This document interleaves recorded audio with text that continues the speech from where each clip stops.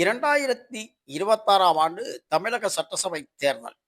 தேர்தல் களத்தில் நடிகர் விஜய் உள்ள நிலையில் திமுக, பாஜக, அதிமுக கூட்டணியில் ஒரு கட்சிகள் இயங்கி வரும் சூழலில் தற்பொழுது புதிய கட்சி ஒன்று உருவாகுகிறது.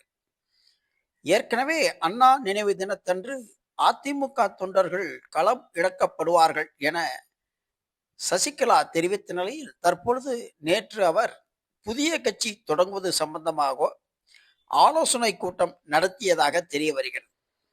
இதையடுத்து அதிமுகவின் முக்கிய தலைவர்களை எதிர்த்து அவர் வேட்பாளர்களை களம் இறக்குவார் என்றும் அவர்கள் அதிமுக தொண்டர்களாக செயல்படுவார்கள் என்றும் தெரிய வருகிறது. எனவே வருகின்ற புதன்கிழமை கட்சியின் பெயர், கொடி மற்றும் வேறு கொள்கை விவரங்கள் அறிவிக்கப்படலாம் என தெரிய வருகிறது.